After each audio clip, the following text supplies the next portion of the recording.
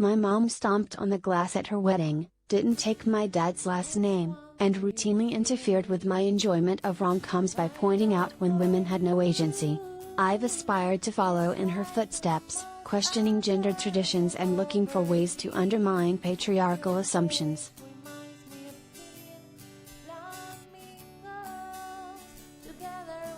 None of my actions have been particularly glass-ceiling-shattering.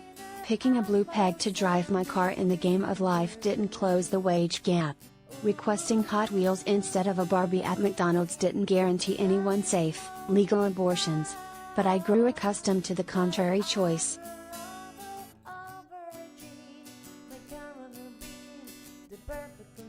Until it was time to choose my baby's last name.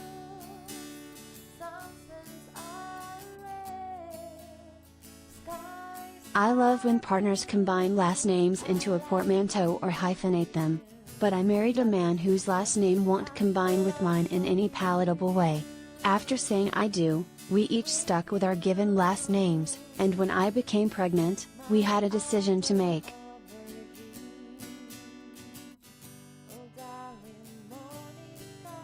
Having already ruled out the previously mentioned options, we were left with a handful of choices. The most traditional and obvious choice would be to give our baby my husband's last name. The newer approach might be to resurrect an old family name, not something either of us felt called to. And then there was the option it seems almost no straight, married couple was going with, giving the baby the mother's last name.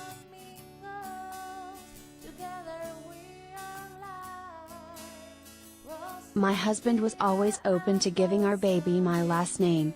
After all, I was the one who would throw up for 3 months, endure kicking from an in utero soccer star, persevere through the marathon of labor and delivery, and then feed another human from my body 8 to 12 times a day. And those are just the physical contributions. Surely, the lifelong demands of motherhood make it reasonable for a mom to share a last name with her child even if she doesn't share one with her husband.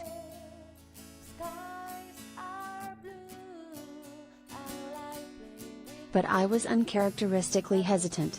I couldn't think of one good reason not to, but I still felt uncomfortable with the rarity of giving our baby my last name instead of my husband's.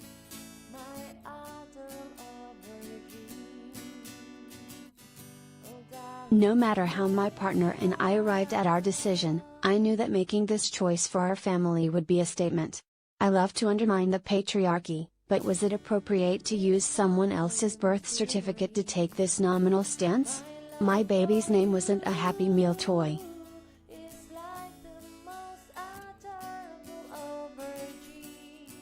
I only have one straight friend who gave her child her last name. That name is so charming and complements the baby's first name so perfectly that her decision justifies itself the moment you hear it.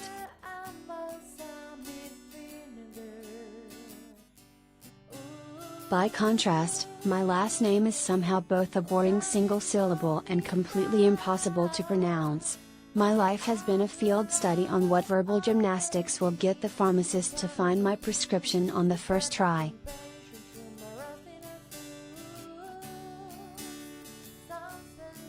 Without the face value benefit of a great last name, I feared judgment. Not pearl-clutching judgment about honoring my husband. I feared the judgment of those who knew there were bigger fish to fry. The judgment that I was being contrarian only for contrarian's sake.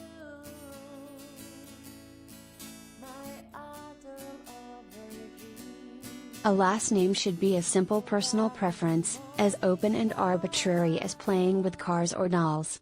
The decision to give a baby one parent's last name or the other, or a combination, or the resurrection of an old family name, these should all be equal choices that hold no weight outside of the family.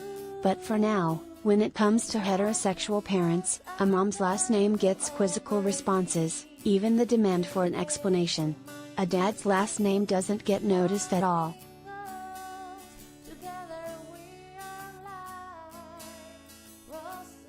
At the weddings I attend, no one is surprised if a man or a woman or both partners stomp on the glass.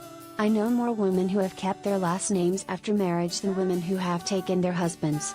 Film critics routinely discuss the Bechdel test, Mary Sue's and Manic Pixie Dream Girls. Many of the breaks with tradition my mom modeled for me are now woven into the status quo.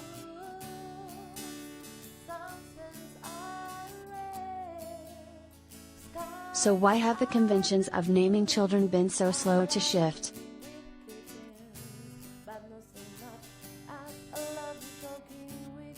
If parents give their kids the mom's last name, maybe more families will feel comfortable making that choice, too.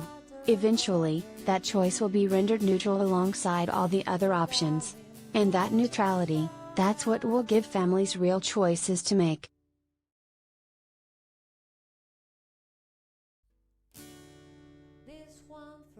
So, because I carried and delivered our baby, because my last name would likely end with me but my husband has many cousins to carry on his last name, because there was no reason not to flip the script, our baby has my last name.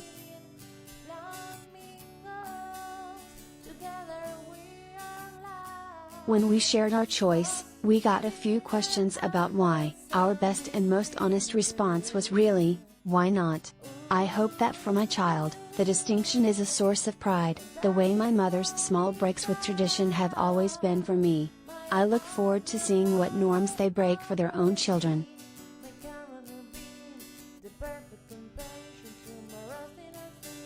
Do you have a compelling personal story you'd like to see published on HuffPost?